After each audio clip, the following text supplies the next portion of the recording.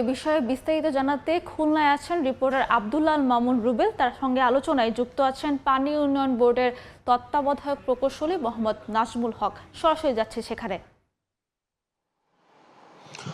বর্ষা মৌসুমে এলেই চিরচেনা উদ্বেগ, উৎকণ্ঠা আর আতঙ্ক যে দক্ষিণের উপকূলীয় এলাকা জুড়ে দেখা যায়, এবছরও তেমনটি দেখা গিয়েছে। নতুন করে বিভিন্ন স্থানে বেড়িবাঁধে ভাঙন দেখা দিয়েছে। এসব পরিস্থিতিতে আসলে পানি উন্নয়ন বোর্ড বা সংশ্লিষ্ট কর্তৃপক্ষ কী ব্যবস্থা নিচ্ছে সেটা নিয়ে আজ আমরা আলোচনা করব। আমাদের সাথে রয়েছেন পানি উন্নয়ন বোর্ড খুলনা সার্কেলের তত্ত্বাবধায়ক প্রকৌশলী। আপনাদের স্বাগত জানাচ্ছি। শুরুতে একটু জানতে চাই যে বর্ষা মৌসুম এলেই আমরা দেখি যে বিভিন্ন এলাকায় বেড়িবাঁধ যেগুলো রয়েছে সেখানে অনেক জায়গায় ফাটল দেখা যায়, অনেক জায়গায় ভাঙন দেখা যায়, স্রোতে সেগুলো ভেঙে যায়। এমন জায়গা আসলে আপনারা এই মুহূর্তে জানেন কিনা আপনাদের এলাকায় কতটুকু জায়গা কি অবস্থায় রয়েছে, আপনাদের কাছে কি খবর রয়েছে? জি, ধন্যবাদ আপনাকে। আপনারা জানেন যে দক্ষিণ পশ্চিমাঞ্চল এই খুলনা বিভাগ অত্যন্ত গুরুত্বপূর্ণ। জলবায়ু পরিবর্তনের কারণে এই অঞ্চলটা সমুদ্রের সাথে কানেক্টেড। বিভিন্ন যেমন পরশুর, শিবসা, কাজীবাসা, বিভিন্ন যে বড় বড় নদী আছে, নদীগুলো ডাইরেক্ট সমুদ্রের সাথে কানেক্টেড। তো উপকূল বেষ্টিত হওয়ার কারণে এখানে প্রাকৃতিক দুর্যোগ যেমন বিভিন্ন সাইক্লোন সিডো, রাইলা, আম্পান, ইয়াস, ফণি, রেমাল প্রতি বছরই কিন্তু এগুলো আঘাত হানে। এই দক্ষিণ পশ্চিমাঞ্চল বাংলাদেশ পানি উন্নয়ন বোর্ডের একটা অত্যন্ত চ্যালেঞ্জিং অঞ্চল। এই অঞ্চলে 60-এর দশকে 41টি পোল্ডার বাংলাদেশ পানি উন্নয়ন বোর্ডের তরফ থেকে এগুলো নির্মাণ করা হয়। সেই 60-এর দশকে নির্মিত পোল্ডারগুলো ডে বাই ডে সেগুলো মেরামত করার চেষ্টা করছে সরকার বিভিন্ন সময়। তারপরেও জলবায়ু পরিবর্তনের কারণে বিভিন্ন সময় সবগুলো মেরামত করা সম্ভব হয় নাই। সুতরাং 41টা পোল্ডারের এখন আসলে কতটুকু জায়গা কি অবস্থায় রয়েছে? জি, 41টা পোল্ডারের টোটাল দৈর্ঘ্য, উপকূলীয় বাঁধের দৈর্ঘ্য 1821 কিলোমিটার। এছাড়া অন্যান্য প্রকল্পের আওতায় আরও কিছু বাঁধ নির্মাণ হয়েছে। টোটাল 2022 কিলোমিটার উপকূলীয় বাঁধের দৈর্ঘ্য। তার মধ্যে আমরা সাইট ভিজিট করে অতীব ঝুঁকিপূর্ণ, কম ঝুঁকিপূর্ণ এভাবে আমরা চিহ্নিত করেছি 107 কিলোমিটার। এর 107 কিলোমিটারের মধ্যে অতীব ঝুঁকিপূর্ণ সেগুলো 35 কিলোমিটার আমরা ইতিমধ্যে আপৎকালীন জরুরি কাজ চিহ্নিত করেছি এবং কাজ বাস্তবায়ন চলমান রয়েছে। সেখানে বালি ভর্তি জিও ব্যাগ দিয়ে আমরা সেগুলো জরুরি ভিত্তিতে, অস্থায়ী ভিত্তিতে সে কাজগুলো বাস্তবায়ন করা হচ্ছে। এছাড়াও আমাদের বিভিন্ন পার্মানেন্ট হিসাবে আমরা বিভিন্ন প্রকল্প আমরা হাতে নিয়েছি আর কি। আপনারা যে কাজগুলো করছেন আমরা আসলে স্থানীয়ভাবে দেখেছি যে এই স্থানীয়দের কাছ থেকে অভিযোগ রয়েছে যে কাজগুলো আসলে করা হয় সেগুলো আসলে খুব অল্প সময়, 6 মাস বা 1 বছর পর একই জায়গায় আবারও ভাঙন দেখা যায়। তার মানে কাজের গুণগত মান নিয়ে আসলে প্রশ্ন তুলছেন বিভিন্ন বিশেষজ্ঞরা বা আপনারা যদি বলে স্থানীয়রা। না, আসলে বিষয়টা দেখেন, এগুলো কাজগুলো মনিটরিং 3 স্তর ভাবে মনিটরিং করা হচ্ছে। পানি সম্পদ মন্ত্রণালয় থেকে আছে, আমাদের আপৎকালীন পানি উন্নয়ন বোর্ডের আপৎকালীন কমিটি রয়েছে, লোকাল কমিটি রয়েছে। পানি উন্নয়ন বোর্ডের কাজের গুণগত মান এবং জবাবদিহিতা রয়েছে। সেখানে আমাদের বিভিন্ন উন্নয়নমূলক কাজ রয়েছে, সেখানে টাস্কফোর্স রয়েছে। সুতরাং গুণগত মান ও পরিমাণের বিষয়ে বাংলাদেশ পানি উন্নয়ন বোর্ড অত্যন্ত সচেতন। এ বিষয়ে কোনো প্রকার গ্রহণযোগ্য নয়। তবে তাহলে আসলে ভাঙছে কেন? তবে যেহেতু এই কাজগুলো অস্থায়ী ভিত্তিতে করা হচ্ছে, আপৎকালীন কাজ, জরুরি কাজ, এগুলো আমাদের পার্মানেন্ট, যখন আমরা প্রকল্প গ্রহণ করব পার্মানেন্ট কাজ করা হবে, এগুলো একেবারে নিরাপদ থাকবে আর কি, কোনো ঝুঁকিতে থাকবে না। সেই পার্মানেন্ট কাজ বা স্থায়ী টেকসই বেড়িবাঁধের যে দাবি আসলে উপকূলবাসী যুগের পর যুগ করে আসছে, সেই দাবি আসলে কি তাদের পূরণ হবে না? মানে আসলে এটি কি আসলে বছরের পর বছর তারা আসলে দুর্ভোগে কাটিয়ে যাবেন? না, আমি উপকূলবাসীদের অত্যন্ত আনন্দের সাথে জানাতে চাচ্ছি যে আমরা ইতিমধ্যে, আপনারা দেখতেছেন যে 14/1 ফোল্ডার কয়রায় সেটা কাজ চলমান রয়েছে, এখন অগ্রগতি 45%। এছাড়া ফোল্ডার 15 সেখানে অগ্রগতি 60%। এগুলো কিন্তু উন্নয়ন প্রকল্প চলমান রয়েছে। এই দুটো প্রকল্প এছাড়াও জাইকা ফান্ডেড প্রকল্প রয়েছে। জাইকা ফান্ডেড প্রকল্প এছাড়াও পানগুছিতে একটা, বাগেরহাটে একটা প্রকল্প রয়েছে। এই প্রকল্পগুলো বাস্তবায়ন হলে এলাকাবাসী সুফল পাবে এবং অবশিষ্ট যে ক্ষতিগ্রস্ত ড্যামেজ প্রকল্পগুলো রয়েছে সেই প্রকল্পগুলোও বাংলাদেশ পানি উন্নয়ন বোর্ডের নজরে রয়েছে। যেমন বি সেফ একটা ফরেন এডেড প্রজেক্ট হাতে নিতে যাচ্ছে। সেখানে 7/1 সাতক্ষীরা জেলা, আশাশুনি উপজেলা 7/1, 7/2 পোল্ডার পোল্ডার 16, 23 এবং ফরেন এডেড যেগুলো প্রজেক্ট আসবে সেগুলো আমরা অলরেডি ফিজিবিলিটি স্টাডি চলমান রয়েছে এবং অতি সত্বর আশা করছি সেগুলো অনুমোদন। প্রকল্পর আশ্বাসের কথা আসলে উপকূলবাসী বছরের পর বছর শুনে আসছে, একটু যদি আমাদেরকে আরও একটু সুনির্দিষ্ট করে বলতেন যে প্রকল্পগুলো এখন কোন পর্যায়ে রয়েছে, কবে নাগাদ কাজ শুরু হতে পারে, কবে নাগাদ আসলে সমাধান হতে পারে? যে এই প্রকল্প নিয়ে মিটিং দফায় দফায় মিটিং চলমান রয়েছে। আমরা আশা করছি ফরেন এডেড এবং বাংলাদেশ সরকার এই প্রকল্পগুলো দ্রুতই অনুমোদনের ব্যবস্থা করবেন এবং অলরেডি অনেক দূর এগিয়ে গেছে।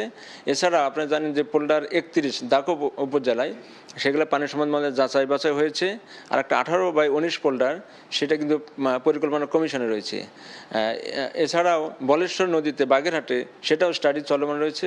এই প্রকল্পগুলো অনুমোদন হলে যে ঝুঁকিপূর্ণ যে জায়গাগুলো রয়েছে সেগুলো পার্মানেন্টভাবে স্থায়ীভাবে রক্ষা করা সম্ভব হবে। আরেকটি বিষয় একটু জানতে চাই, আমরা বিভিন্ন জায়গায় আসলে শুনেছি বা আমাদের কাছে বিশেষজ্ঞরাও আসলে বলে থাকেন যে অনেক ক্ষেত্রে পানি উন্নয়ন বোর্ডের যে ডিজাইন বা নকশা থাকে, অবকাঠামোর নকশা, সেখানে আসলে ত্রুটিপূর্ণ নকশা থাকে। এই কারণে আসলে অর্থ খরচ হলেও কাঙ্ক্ষিত সুফল মিলে না। এই জায়গায় আসলে আপনাদের বলার কিছু আছে? হ্যাঁ, আসলে বাংলাদেশ পানি উন্নয়ন বোর্ডের একটা শক্তিশালী একটা ডিজাইন দপ্তর রয়েছে। সেই ডিজাইন অফিস বাংলাদেশের যেই প্রান্তেই হোক, যে বাঁধ, বন্যা নিয়ন্ত্রণ বাঁধ বলেন, খাল বলেন, রেগুলেটর বলেন, সেগুলোর ডিজাইন ডাটা পাঠানো হয়। আর তারা সেগুলো অ্যানালাইসিস করে বিভিন্ন বছরের data analysis, morphological data, water level, discharge, এগুলো অ্যানালাইসিস করে ডিজাইনগুলো প্রণয়ন করা হয়। এখন ধরেন যে 100 বছরে একটা যদি রিটার্ন পিরিয়ড আসে, সেটা ধরে যদি আমি ডিজাইন করি সেটা তো কস্ট ইফেক্টিভ হবে না। সেটা আমাদের ডিজাইন দপ্তর সেগুলো অনেক যাচাই বাছাই করে কস্ট ইফেক্টিভ যেন হয় এবং টেকসই যেন হয় সেভাবে ডিজাইন প্রণয়ন করে। যদি কোনো থাকে, স্পেসিফিক কারো কোনো বক্তব্য থাকে, সেগুলো যদি আমাদের ডিজাইন দপ্তরে মতামত দেয়, সেগুলো অ্যাড্রেস অবশ্যই করবে, আমরা অ্যাড্রেস করব। বাংলাদেশ ওয়াটার বোর্ডের ডিজাইনটা অনেক শক্তিশালী এবং টেকসই। এই বিষয়ে একটু জানতে চাচ্ছিলাম যে উপকূলীয় এলাকায় আমরা দেখি যখন বেড়িবাঁধ ভেঙে যায়, এটার একটা অন্যতম কারণ হচ্ছে স্থানীয়ভাবে অনেকে এটি নষ্ট করে বা লবণ পানি ঢোকানোর চেষ্টা করে। তো সেই জায়গাটায় আসলে একটি ক্ষতির একটি কারণ হিসেবে অনেকে বিবেচনা করেন। তো এই জায়গাটায় আসলে পানি উন্নয়ন বোর্ডের নজরদারি থাকে কিনা এবং এটি আসলে ডেভেলপমেন্টের আসলে জায়গা রয়েছে? হ্যাঁ, খুবই গুরুত্বপূর্ণ একটা প্রশ্ন করেছেন। যে আপনি জানেন যে এই উপকূলীয় এলাকায় লবণ পানি বেষ্টিত, মানুষ চিংড়ি চাষ করে আর কি, বিভিন্ন ঘের তৈরি করে। আমাদের বন্যা নিয়ন্ত্রণ বাঁধ কেটে সেখানে পাইপ বসিয়ে সেখানে অনেক পানি নেয় আর কি। আমরা ইতিমধ্যে আপনারা জেনে খুশি হবেন যে আমরা 2000টা পাইপ, অবৈধ পাইপ চিহ্নিত করেছি। সেগুলো প্রায় 80% আমরা উচ্ছেদ করেছি।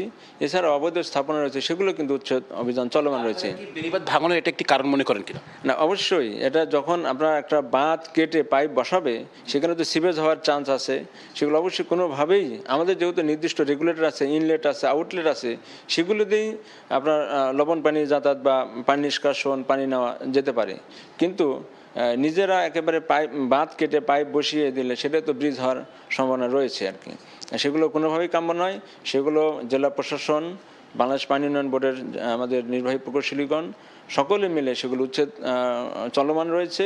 এবং আমি জনগণকে আহ্বান জানাবো এই সমস্ত বিষয় নিজেরা এভাবে না করে বাংলাদেশ পানি উন্নয়ন বোর্ডের তরফ থেকে যে অনুমোদিত ডিজাইন অনুযায়ী যে ইনলেট আউটলেট নির্মাণ করা হচ্ছে, তার মাধ্যমে যদি পানি নিষ্কাশন বা পানি আনা হয় তাহলে বাঁধের কোনো ক্ষতি হবে না। আপনি যে প্রসঙ্গ তুললেন, এই জায়গা থেকে যদি একটু জানতে চাই যে পানি উন্নয়ন বোর্ডের খুলনা জেলায় বহু জায়গায়, বহু উপজেলায় আসলে স্লুইস গেট রয়েছে এটি কাজের জন্য, কিন্তু আমরা দেখেছি যে অধিকাংশ স্লুইস গেট কার্যকরী নয়। ফলে যেটি আপনি বললেন যে নির্দিষ্ট সময় পানি প্রবেশ বা পানি বের করার সেই সুযোগটি আসলে স্থানীয়রা সেই সুফলটি আসলে পাচ্ছেন না, ফলে তাদের বাধ্য হয়ে অনেক সময় কাজটি করতে হচ্ছে। এই জায়গায় আসলে আপনাদের কি বলার রয়েছে? না, আসলে বাংলাদেশ পানি উন্নয়ন বোর্ডের এই যে আমি বললাম 41টা পোল্ডার, 692টি এরকম সুইচ গেট স্ট্রাকচার রয়েছে। সেগুলো এই যে লোনা পানির কারণে অনেক সময় যে গেটে মরিচা ধরে, তো সেগুলো আমরা পর্যায়ক্রমে, মেকানিক্যাল দপ্তর আছে, পানি উন্নয়ন বোর্ড আছে, এটা পর্যায়ক্রমে কিন্তু মেনটেন্যান্স করা হয় আর কি। যেটা অতীব ঝুঁকিপূর্ণ সেটাও কিন্তু আমরা আপৎকালীনভাবে মেরামতের ব্যবস্থা করি। যে সেখানে মেরামতেই করতে হবে, পাইপ দিয়ে আসলে বাঁধ কেটে পাইপের কোনো সমাধান হবে না। আমরা এই যে প্রকল্প যেগুলো প্রণয়ন করেছি সেগুলো স্ট্রাকচারগুলো পুনর্নির্মাণ কাজগুলো অন্তর্ভুক্ত করেছি। এই প্রকল্পগুলো অনুমোদন হলে পুরোপুরি সেগুলো স্ট্রাকচারগুলো অনেকটা নির্মাণ। যে প্রসঙ্গগুলো আসলে নেওয়া হচ্ছে সেখানে কি আসলে স্লুইস গেটের অংশ, আসলে স্লুইস গেট, নতুন স্লুইস গেট আছে কিনা? হ্যাঁ, সেগুলো সুইচ গেট আছে। এছাড়া আপনি জেনে খুশি হবেন যে বাংলাদেশ সরকার একটা প্রকল্প হাতে নিয়েছে, দেশব্যাপী খাল খনন প্রকল্প। আপনি জানেন যে এই 41টা পোল্ডারে আমাদের 2210 কিলোমিটার নিষ্কাশন খাল রয়েছে পোল্ডারের অভ্যন্তরে। সেই খালগুলো কিন্তু আমরা এই প্রকল্পে অন্তর্ভুক্ত, আমরা প্রাথমিকভাবে তালিকা হয়েছে সেখানে কিন্তু আমরা অন্তর্ভুক্ত করেছি। আশা করছি এই খালগুলো যেহেতু সিলটেশন হয়ে গেছে, জলাবদ্ধতা হচ্ছে, গেটটা তখনই ওপেন করে যখন জলাবদ্ধতা হয়, গেটটা ওপেন হয়। আর যদি খালে যদি পানি ধারণ ক্ষমতা বাড়ে তাহলে সেই জলাবদ্ধতা থাকবে না। এই খাল দিয়ে কিন্তু নিষ্কাশন হবে এবং খালে পানি ধারণ করতে পারবে, সুপেয় পানি পাবে এবং দেখা যাচ্ছে যে সেই পানি কৃষিকাজে ব্যবহার করতে পারবে। সেই খাল খনন কর্মসূচিতে আমরা ইতিমধ্যে 1470 কিলোমিটার আমরা খাল অন্তর্ভুক্ত করেছি। এগুলো যাচাই বাছাই চলমান। বাংলাদেশ সরকারের যে এই খাল খনন কর্মসূচি এটা আগামী ডিসেম্বরে হয়তো শুরু হবে ইনশাল্লাহ।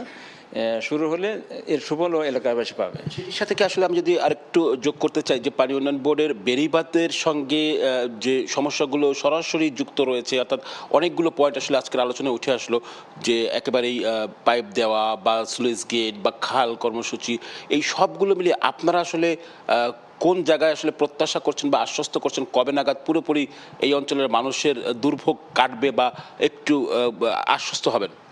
আচ্ছা, এটা একটা ধারাবাহিক প্রক্রিয়া। আমরা পর্যায়ক্রমে যেই পোল্ডারগুলো যেমন পোল্ডার 31 অত্যন্ত ভার্নারেবল প্রজেক্ট এখন বর্তমানে আছে, সেটা কিন্তু আমরা পর্যায়ক্রমে এটা আগে দিয়েছি, মিনিস্ট্রি যাচাই বাছাই ইতিমধ্যে করে ফেলেছে। আশা করি কয়েক মাসের মধ্যে টেকনিক উঠবে, এটা অনুমোদন হয়ে যাবে ইনশাল্লাহ। এটা হলে যেমন পোল্ডার 31 পুরোপুরি একবার নিরাপদ হয়ে যাবে, স্থায়ী অবকাঠামো পর্যায়ক্রমে সবগুলো, যেমন ওয়ার্ল্ড ব্যাংক, এডিবি তারাও এগিয়ে আসছেন। ইতিমধ্যে জানেন যে পোল্ডার 32, 35/1 সেগুলো কিন্তু সিআইপি থেকে ইতিমধ্যে বাস্তবায়ন করা হয়েছে। আর যেগুলো ফরেন এডেড প্রজেক্ট সেগুলো। ধন্যবাদ। দর্শক, আসলে শুনছিলাম আমরা এখানকার যিনি তত্ত্বাবধায়ক প্রকৌশলী আছেন, তিনি আসলে জানাচ্ছিলেন যে এই উপকূলীয় মানুষের দুর্ভোগ দুর্দশা কমাতে বেশ কিছু প্রকল্প হাতে নিয়েছে এবং তারা আসলে প্রত্যাশা করছেন এই প্রকল্পগুলো দ্রুত বাস্তবায়ন হবে এবং বাস্তবায়ন হলে এই অঞ্চলের উপকূলীয় মানুষের যে দুর্ভোগ দুর্দশা সেটা অনেকটাই কমে আসবে। তো আমার কাছে এই ছিল খুলনা থেকে পানি উন্নয়ন বোর্ডের বেড়িবাঁধ নিয়ে যে আলোচনা, তার সবশেষ। খুলনা থেকে যুক্ত ছিলেন পানি উন্নয়ন বোর্ডের তত্ত্বাবধায়ক প্রকৌশলী মোহাম্মদ নাজমুল হক।